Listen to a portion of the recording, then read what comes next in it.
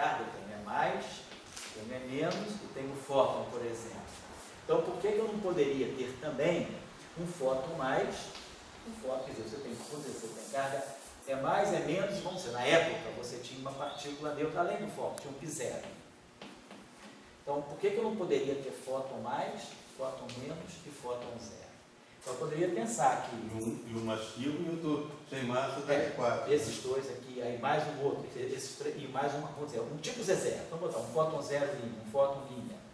Esse massivo, esses massivos, porque tem carga, e esse sem massa. Ou seja, exatamente SO2, 3 bósons de gate massivos e um bóson de gate neutro, sem massa, que é o fóton. O fóton eu quero manter. E esses responsáveis por eletromagnetismo. Isso, por eletromagnetismo. Por transmissão de carga elétrica podia ser algo além de Maxwell. Não estamos nem falando de interação fraca, estamos falando de eletromagnetismo com troca de carga. Então, esses fótons intermediários estariam transmutando a carga, como o próton, o nêutron foi no próton, o Kelvin, e mudando o flavor, como lá o nêutron mudou no coda. Certo? Só que não estava. Na época também não se sabia o que era quebra de paridade, então não tinha. Então, nesse teu contexto, eu diria o seguinte: então, se você me propusesse isso, eu diria, tá ótimo, vamos aceitar, perfeito, é uma ideia. Vamos estudar esse decaimento então.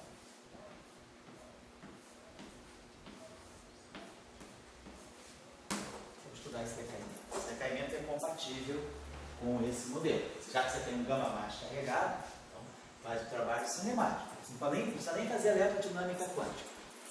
Ou para o referencial de repouso, onde eu tenho esse objeto aqui em repouso. Então, a energia dele, né, quer dizer, a energia inicial, a energia, vamos dizer assim, do fóton mais, é a energia do pósitron mais a energia do fóton. Esse cara está no referencial de repouso. Então, o momento dele é zero, então eu teria o momento do pósitron mais o momento do fóton. Sei lá, multiplico isso aqui por 100. Beleza. Então, tirar. Sabe? Então, muito bem. Posso tirar daqui, aqui, essa energia aqui, raiz quadrada de essa energia aqui é energia de repouso. Então, M mais massa do fóton positivo, C2, igual a essa energia aqui, raiz quadrada de momento do elétron, ao quadrado, C2, mais massa do elétron ao quadrado, C4, mais a energia do fóton, módulo de P, C. Tá certo. Então, estou usando essa. Agora eu posso usar aqui, esse momento aqui, é o momento do elétron.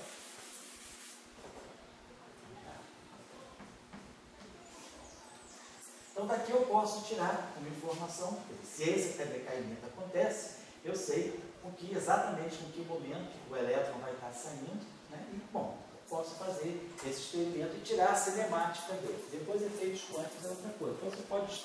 A pergunta é, então vamos para o laboratório, vamos ver se a gente consegue obter alguma informação, se eu tiver...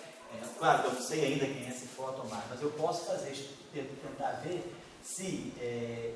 fazer um experimento em que eu produza pósitrons e fótons com uma certa correlação. Eu posso fazer isso no referencial do laboratório, no referencial do centro de massa, não importa.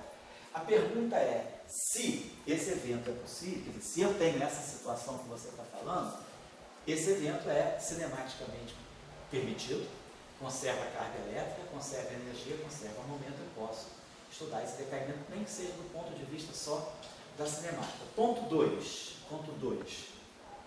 Se esse fóton, se você tem esse fóton carregado, então, quer dizer, o que a gente está dizendo aqui, esse fóton carregado mais, né, ele se acopla. Então, eu poderia fazer esse experimento, fóton, que vai em fóton mais, fóton menos, por exemplo.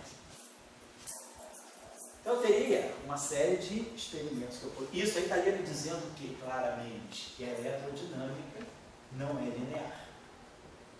Que já se discutia na época. Isso aí não seria nenhuma quebra de paradigma, porque já tinha o trabalho lá de 1932, né, um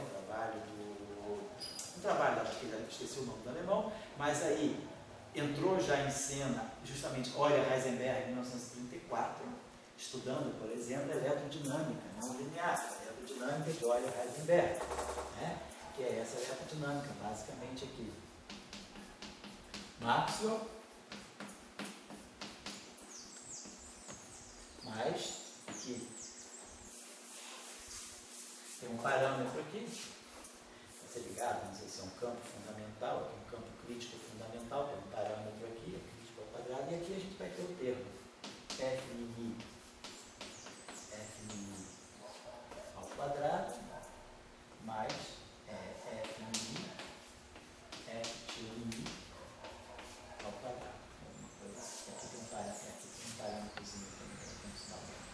Então você pode escrever uma eletrodinâmica não linear, beleza. Então, será? E aí, você sabia que tinha tentativa de se encontrar não linearidade da eletrodinâmica. Então, se você agora tem um fóton carregado, esse fóton, se ele é carregado, ele vai ter interação eletromagnética com outras partículas. Então, ele também vai poder trocar fótons neutros, né? Então, você tem auto-interação. Você tem fótons que vão estar auto-interagindo. Você tem uma eletrodinâmica não linear. Então, a pergunta é, na época, até que ponto esse modelo pode se sustentar? Quer dizer, uma prova de sustentação desse modelo seria encontrar correções, efeitos de não linearidade na teoria eletromagnética. Hoje, a gente ainda está buscando. Existe, né? Trabalho lá que o LSW na Alemanha, o PV Laser, né? O PVLAS na Itália. Então, a gente tem experimentos rodando no mundo, né? Tentando descobrir efeitos de não linearidade no eletromagnetismo.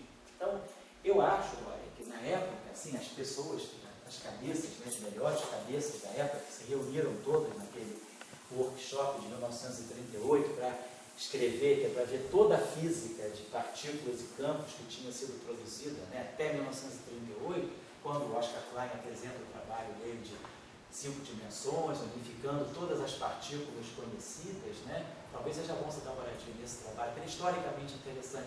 Ele unifica todas as interações com todas as partículas da época. As partículas da época são essas que você falou. Era o elétron e o pósitron, o próton e o nêutron, o fóton. Depois, os neutrinos já tinham sido previstos, né? Hipoteticamente, lá por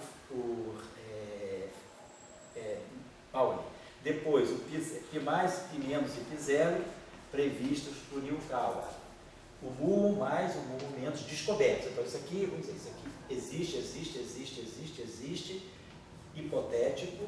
hipotéticos, existem, tá? Então, a gente tem todas essas partículas aqui. Só uma observação. Tem uma variedade já de partículas trocando carga. Trocando carga, exatamente. Então, quem eu só estou falando para as pessoas, né?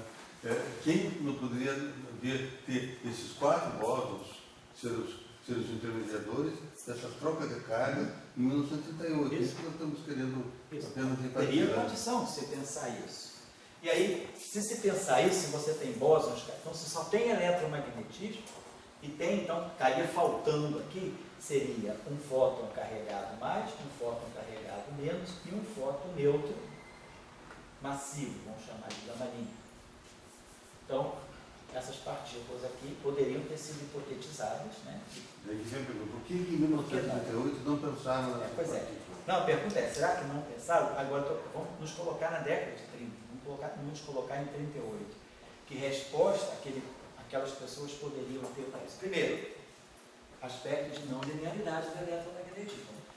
Você pode até objetar, dizer, não, vou criticar a tua proposta, mas para eu criticar a tua proposta, eu só vou poder criticar veementemente se eu tiver certeza que o eletromagnetismo é absolutamente linear.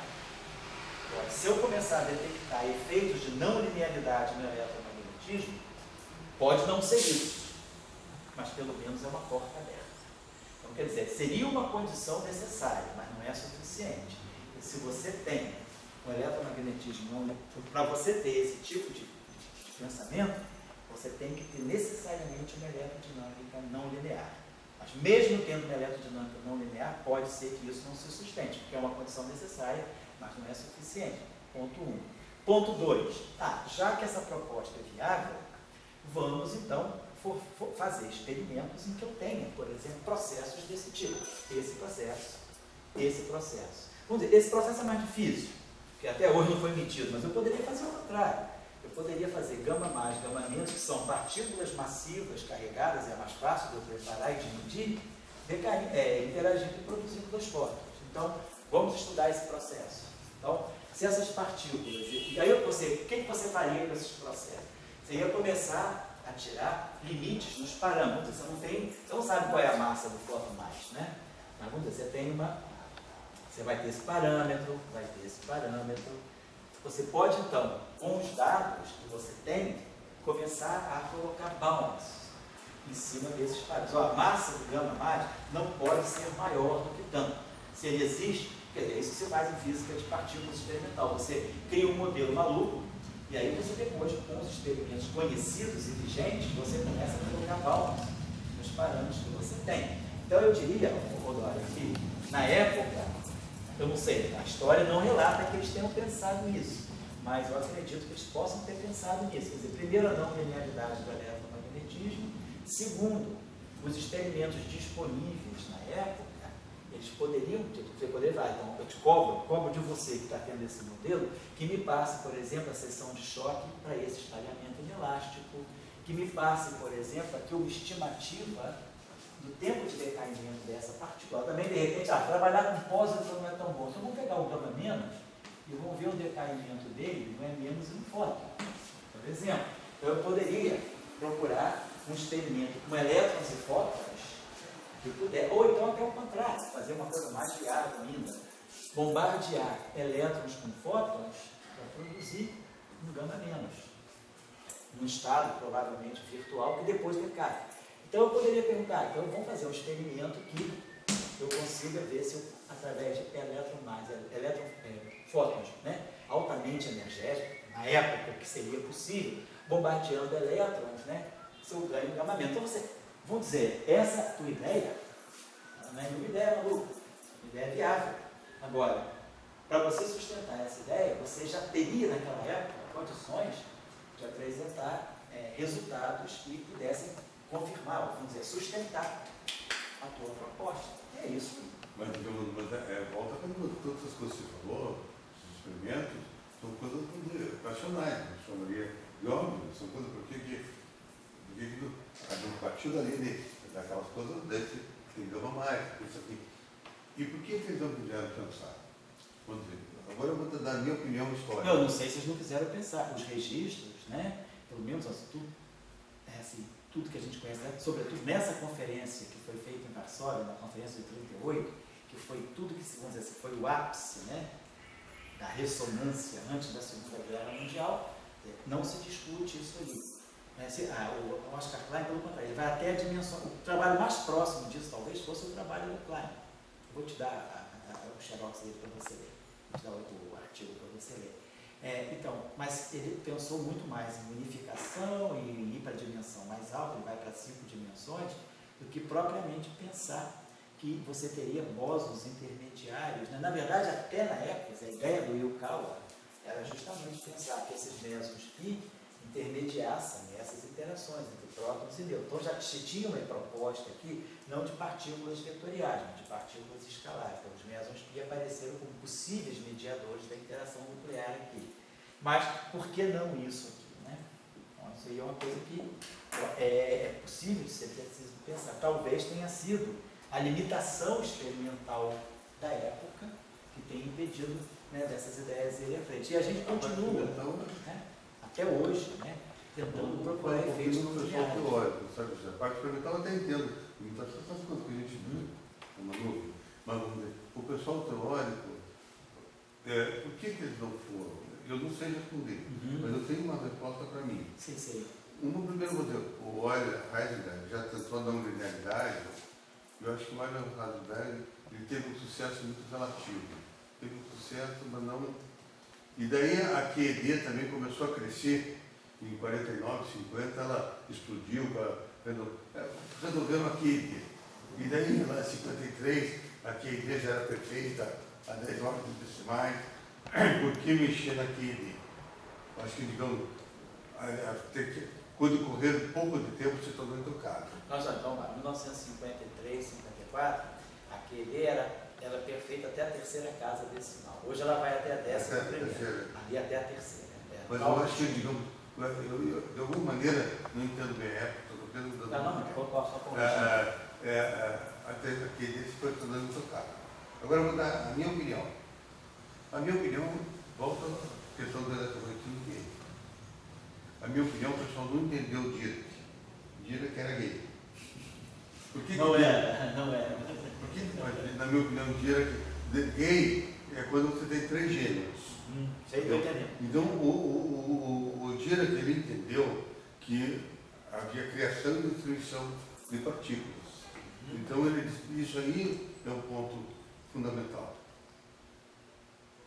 Você tem criação e destruição de partículas, você tem que admitir que você tem 3 gêneros de cargas. 0, mais e menos. E você tem que construir o teu eletromagnetismo. 3 gêneros de cargas. Aqui tem mais e menos.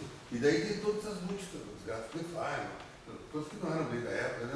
Mas digamos, se você quiser fazer comunicações essas 3 cargas, você vai ter que admitir 4 partículas intermediárias.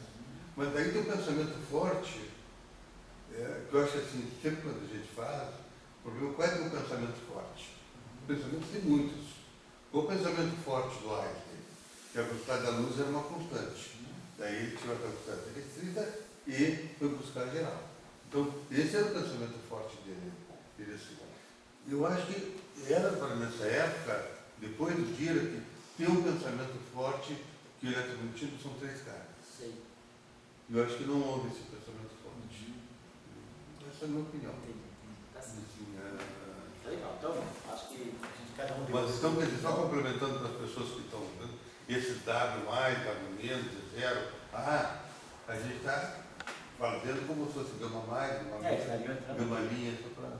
Exatamente, a gente estaria tentando dizer que você não precisa de nada disso, você com um eletromagnético conseguiria isso. Essa seria a proposta, né? Também tem a minha visão sobre isso, você tem a tua, acho que as pessoas também podem... Eu acho que essa discussão é importante, justamente porque é importante a gente pensar por que a física foi numa direção e não outra. Quer dizer, não vamos aceitar, ela foi nessa direção também, não vamos pensar. Eu acho que é sempre importante, um exercício importante em física, que a gente faz pouco, e que eu acho que é muito importante que o pessoal das ciências, sobretudo da sociologia e da antropologia faz, é o método científico importante para eles, é o método científico da sincronicidade. Você não pode pensar com a cabeça de hoje no mundo daquele tempo. A gente tem que se imergir naquele mundo e pensar, é assim que as coisas... Vamos entender, porque eu acho que isso é um exercício importante. A gente em física vai acumulando teoria, e a gente está hoje com a cabeça de teoria de cordas, achando que às vezes os caras lá da década de 30 eram os imbecis. Né? Não, porque você sabe, 11 dimensões, 10 dimensões, super gravity, super corda, Vorava, Lifshitz. Não, vamos voltar, cara, vamos voltar. A gente tem que ter sincronia com o pensamento. Então, eu acho que é importante esse tipo de raciocínio, porque a gente vai entender o pensamento de uma época e por que as coisas evoluíram. Se as coisas estavam para evoluir, por que elas foram para cá e não para cá? Não foi o acaso. Pode ter tido até alguma interferência, vamos dizer, da política científica. Pode ser até uma questão política da época. Né? Daqui a 2 séculos, as pessoas podem estar se perguntando por que se insistiu tanto no modelo padrão, se de repente daqui a 2 séculos, ele estava errado. Não era isso. Ou se daqui a uns séculos, não, supersimetria não tinha nada a ver. Mas por que as pessoas investiram tanto, né, por já 40 anos, em supersimetria? Então, tem várias questões por trás disso. Uma delas é até uma questão de política científica também. Então, acho que é importante a gente fazer esse exercício para entender a nossa própria área de trabalho, que é a física, né? E isso faz a gente compreender os mecanismos da física, não é só compreender a política da física, os mecanismos. O que aconteceu? Nessa época, qual era o pensamento da gravidade? Nessa época, por que a não linearidade se tornou importante? Porque já se vinha de uma relatividade geral, que era não linear. Já se vinha, se via que o mundo quântico tem não linearidades. Então, a coisa mais natural seria uma eletrodinâmica não linear. Seria muito natural. É o Halpern, né? O trabalho do Halpern, no Physical Review de 1931, 32, né? 32. Quando ele fala da não linearidade, o trabalho é totalmente descritivo. Ele não tem nem equação no trabalho dele. E ele publicou no Physical Review, porque ele estava tecendo considerações sobre aspectos não lineares do eletromagnetismo em função do trabalho do Dirac, em função do mar de Dirac, dos estados de energia negativa. Tanto é que o trabalho dele até se chama, alguma coisa ligada a elétrons de energia negativa, a eletrodinâmica de elétrons de energia negativa. Então, a gente tem que se colocar. E aí, então, tinha todo um chamado para a tendência para a não linearidade, por causa da própria relatividade geral também, né? E aí, o aspecto da mecânica quântica que poderia levar à não linearidade. É por isso que o Euler e Heisenberg embarcam na ideia do Halpern.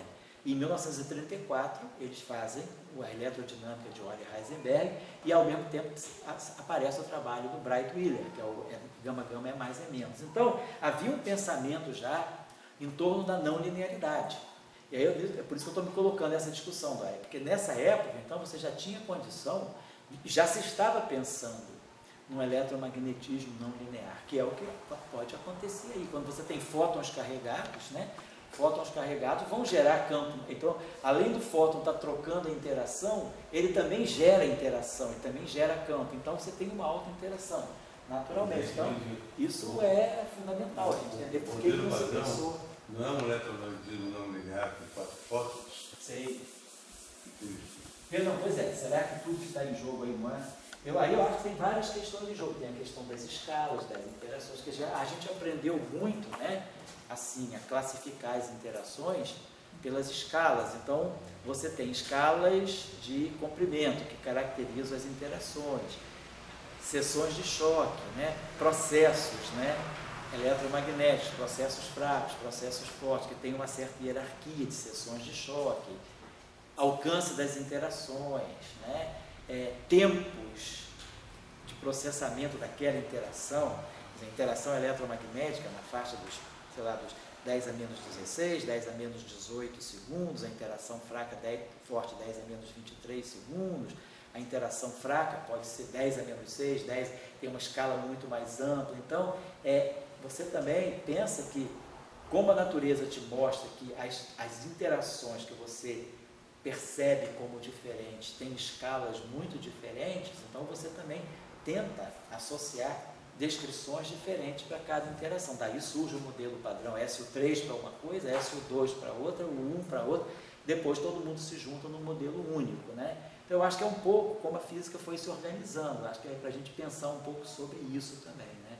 Você poderia fazer, sabe, o meu mundo é completamente abeliano, não tem nenhuma outra simetria, meu mundo é o 1. Quem domina o meu mundo é a carga elétrica, vamos pensar, então meu mundo é o 1. Eu poderia organizar todo o meu conhecimento em torno do 1. Aí a pergunta é, como você justifica as escalas de tempo, papapá? Quer dizer, isso aí dá muito mais trabalho, você justificar isso com um modelo só, com uma simetria só, é isso que eu estou colocando, é isso que eu queria colocar. Aquele primeiro gráfico que se desenhou. Sim. Eu estou quase acabando, tá, gente? Do Higgs indo do dado baixo, dado menos. Isso. Deixa eu botar aqui. Aquilo não é um decaimento, é uma interação. Pode ser até um decaimento. Deixa eu botar aqui para vocês. Eu queria colocar. Acho que todas as interações do Higgs na teoria eletrofrágil e no gauge unitário. Então, a primeira interação que aparece.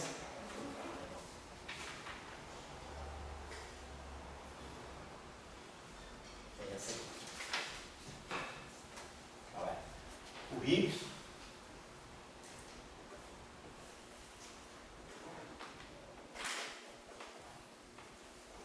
Decaindo num dado mais, ou interagindo, né? Não é o melhor, decaindo, não necessariamente, decaindo, mas interagindo. Quer dizer, tem um vértice que acopla o Higgs com o W mais e o W menos. Esse vértice aqui, ele vai ter basicamente essa amplitude, ele vai ter a constante de acoplamento, que foi daí que eu comecei a discussão, vai ter a massa do W, vai ter a massa do W, ele vai ser proporcional. E aí a gente mostrou como relacionar, como calcular G e MW em função dos parâmetros fundamentais. Mas ele carrega esses parâmetros aqui. Se eu quiser, eu posso reescrever esse G aqui, né, em função do ângulo de Weinberg. Muito bem, esse é o H.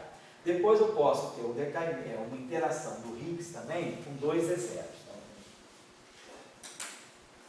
Eu posso ter um vértice muito parecido, que é o Higgs interagindo com dois E0. Então, Higgs aqui, interação com Z0, Z0. E essa interação do Higgs com Z0 ela vai proporcionar constante de acoplamento SO2, a massa do Z, sobre o cosseno ângulo de um ângulo. Aqui vocês podem usar essa relação. A massa do W ao quadrado é a massa do Z ao quadrado, cosseno ao quadrado do ângulo de y. Então a gente tem essa relação. A massa do W é a massa do Z, cosseno do ângulo de y.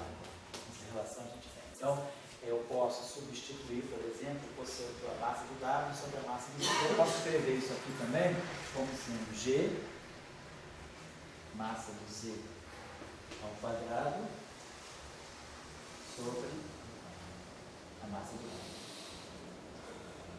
Então, eu tenho essa interação. Então, meu Higgs pode interagir com W+, não tem Higgs com fóton. Então, o fóton não tem interação direta com o Higgs. A gente já sabe isso, né? Que qualquer objeto que tem interação direta com o Higgs, ele acaba ganhando massa. Não é o caso do fóton. Depois, nós temos mais interações aqui. Vamos ter as interações quadráticas do Higgs. Deixa eu ver aqui. Ele aqui, separei ele aqui. Isso. Tá?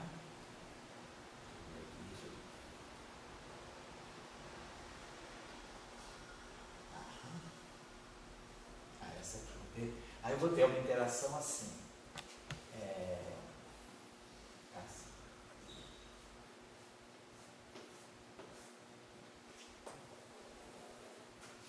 Interação daquele tipo vértice da QED escalar.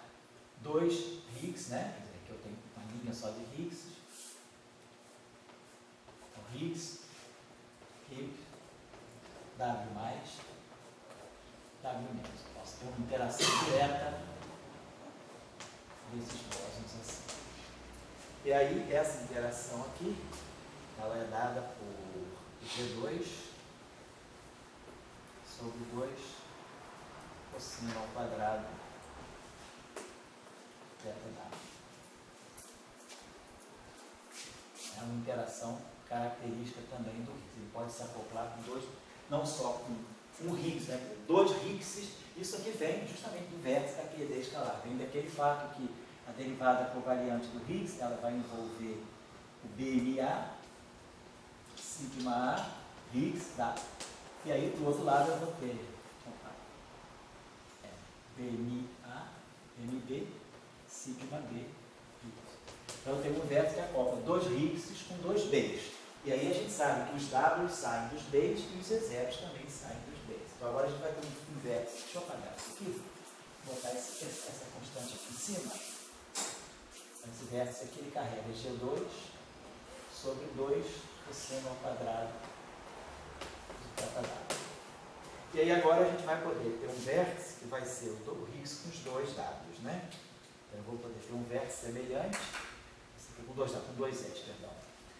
Então, peraí, perguntas a gente tem. Não, peraí, fala uma confusão. Deixa eu botar aqui. Desculpa, Dora, pode falar aqui. Aqui é G2 sobre 2, perdão. Corrijam aí, por favor. Copiei errado aqui nos meus escritos. Isso aqui é G2 sobre 2. Esse vértice aqui, a intensidade dele é G2 sobre 2. Vou botar aqui. Agora, se eu pegar aqui, esse cara aqui, esse aqui que é aquele valor que eu tinha dado, dos dois E0. Então, Higgs, Z0, Z0. Então, esse vértice de interação aqui é que vai ter o G2 sobre 2 cosseno ao quadrado de θ W. Então, essas são as interações do Higgs com o setor de Kate. Claro que o Eduardo pode falar. Pode falar. Por exemplo, sempre uma partícula carregada para o experimental é muito importante, né? Que é um sinal fácil de detectar. Partícula carregada. O que o pessoal da LHC, o pessoal de Rafa, e CMS, não privilegiaram aquele gráfico Higgs com a interação do Higgs com os dois Ws? Diria assim,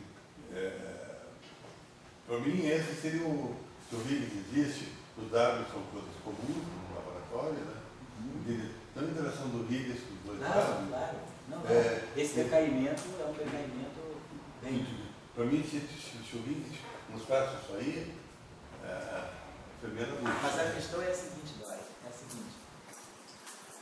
a massa desse W é 80 GeV. As duas não. Aqui eu tenho duas massas de 160 GeV.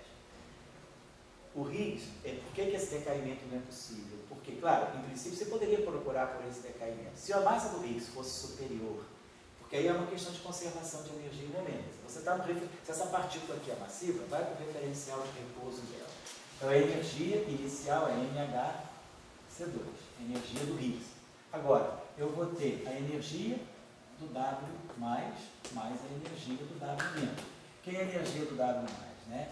É M mais C2 mais a energia cinética dele. Aqui a energia de repouso desse mais a energia cinética desse.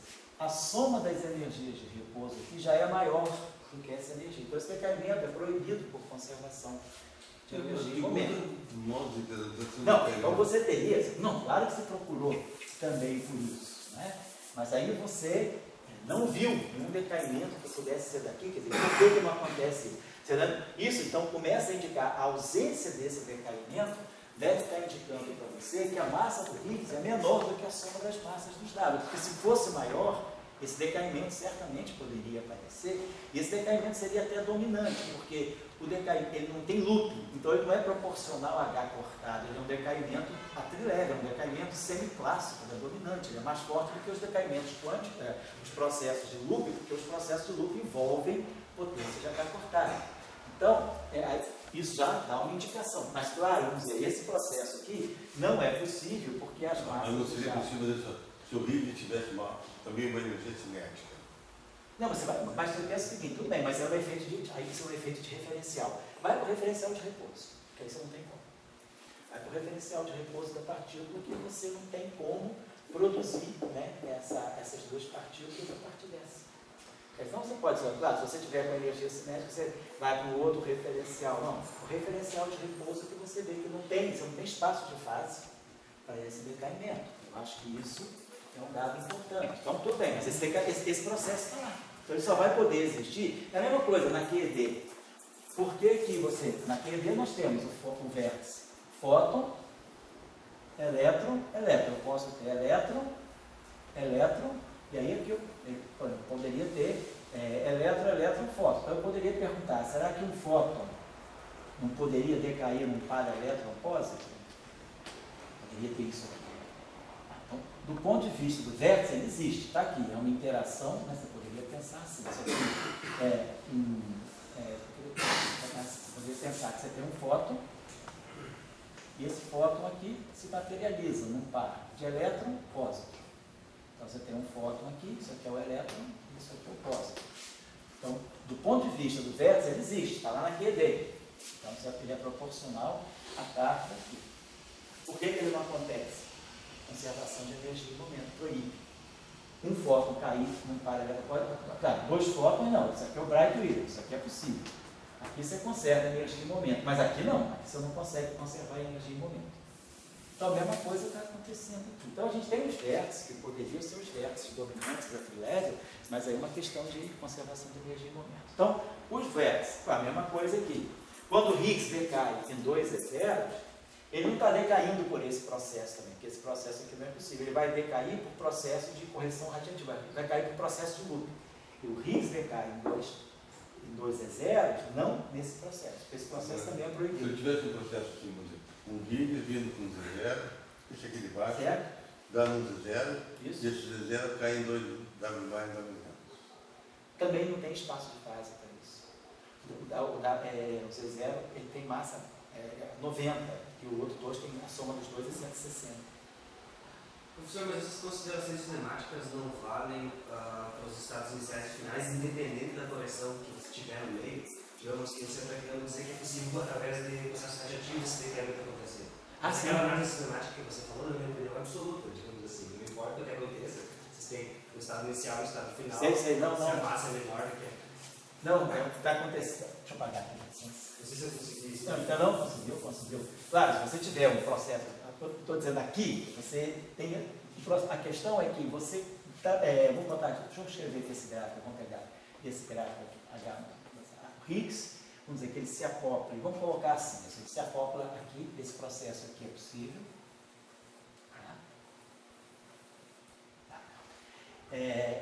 Porque tem uma outra coisa que o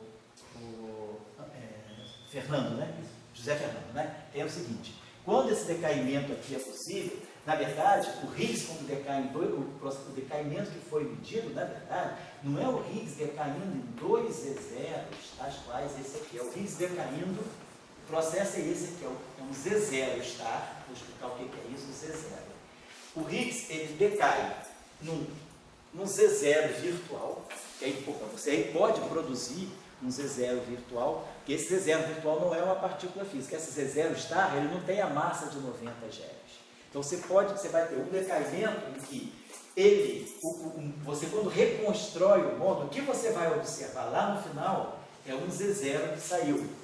Mas a configuração da qual esse Z0 saiu, mostra que esse Higgs aqui decaiu num Z0 virtual, esse Z0 virtual decaiu em pares, por exemplo, elétron-pósitron.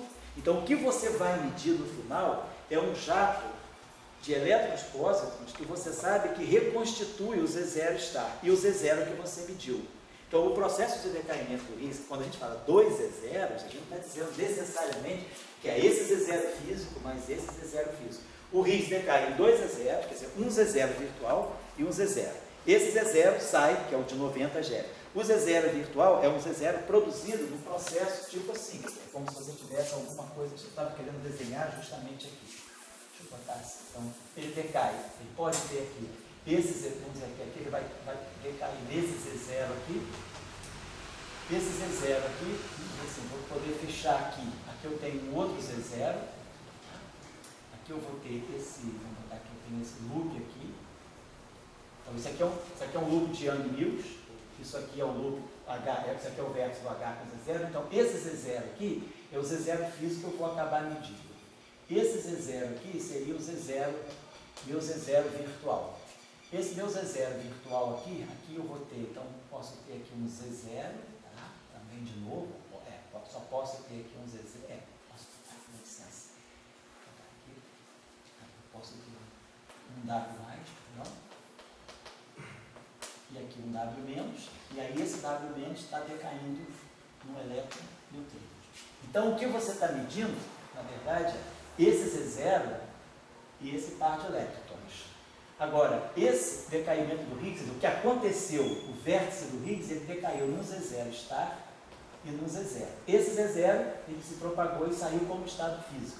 Esse Z0 star é um Z0 virtual, que, portanto, você não está violando. A cinemática que você vai medir no final do dia é o Higgs, o Z0 e esses caras aqui.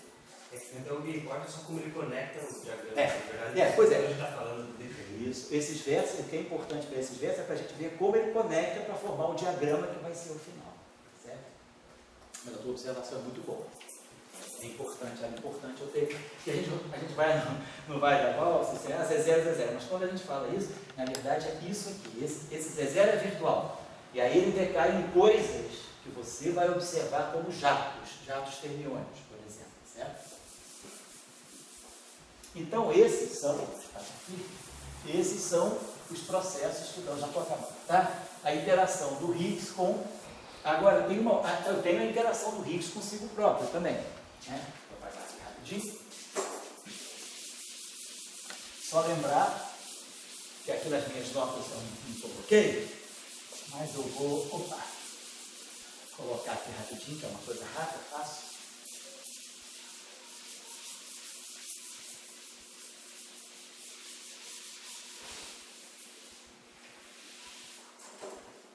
Potencial de Higgs, só para a gente lembrar, o potencial de Higgs que a gente estipulou era esse aqui, né? Vou botar aqui, é 1/2 de μ ao quadrado, que dá aqui, e mais 1/4 do lambda, que está aqui, E aí vamos lembrar que o nosso Higgs é isso aqui. V de unidade, 0, V mais H. Então a gente vai ter o nosso V vai ser 1 meio de M2. Então, Pythagoras, né? Quer dizer, Pythagoras φ vai ficar V mais H ao quadrado.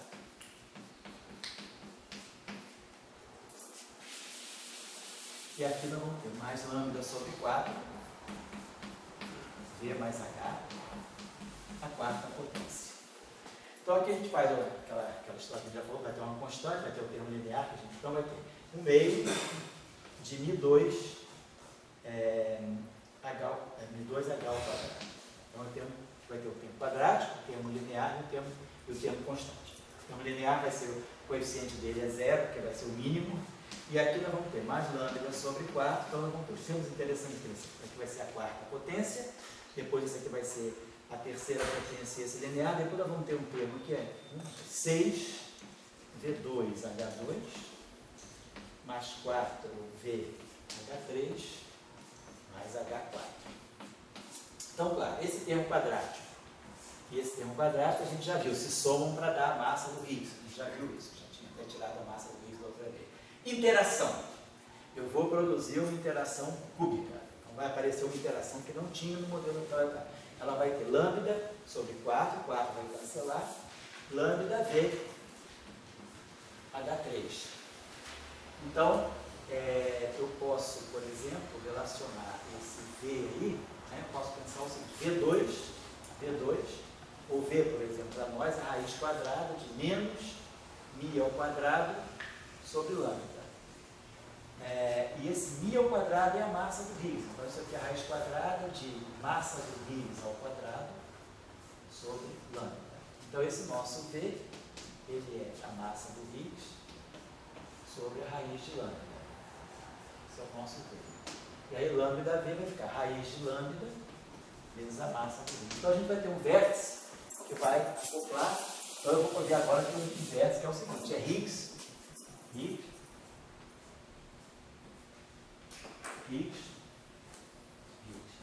Eu posso ter agora o trivértice de Higgs. Então, o Higgs se acopla a dois Higgs. Vai poder formar, inclusive, um loop de Higgs, né? E aí, eu vou ter aqui a constante de acoplamento que vai aparecer, vai ser a raiz quadrada daquele lambda que está no potencial, que aí o Otávio perguntou, a gente calculou cerca de 1/8, né? E vamos ter aqui a massa do próprio Higgs. Então, esse acoplamento, ele é proporcional à própria massa do Higgs. E depois a gente vai ter aqui o acoplamento de 4 Higgs.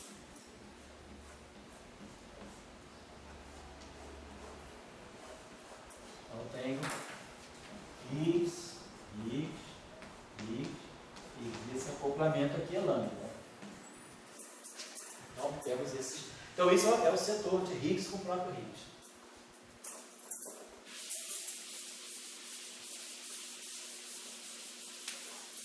Agora, só para finalizar, os acoplamentos do Higgs com a matéria. O Higgs se acopla com todos os leptons carregados, porque eles têm massa. Então, eu vou ter acoplamento do Higgs com elétron, do Higgs com níquel, tá? Do Higgs com tal. Então, o acoplamento do Higgs, tá? O Higgs com os seus com os leptons carregados. Então, eu vou ter esse acoplamento aqui, que vai ser Higgs. E aqui eu vou botar lepton. Então, o acoplamento que aqui eu tenho Higgs, aqui eu tenho lepton e aqui eu tenho lepton. E aí aqui o acoplamento ele vai ser proporcional à constante de acoplamento fraca, SO2, massa do lepton, elétron, mu ou tal, sobre 2 vezes a massa do átomo. Esse é o acoplamento do Higgs com os leptons carregados. Depois eu vou ter o acoplamento do Higgs com os quarks de carga 2/3, aqueles quarks que nós estamos chamando, né, de P. Quark P, quer dizer, esse P aqui, se vocês lembrarem da nossa notação, ele vai ser o quark U, vai ser o quark C ou o quark P.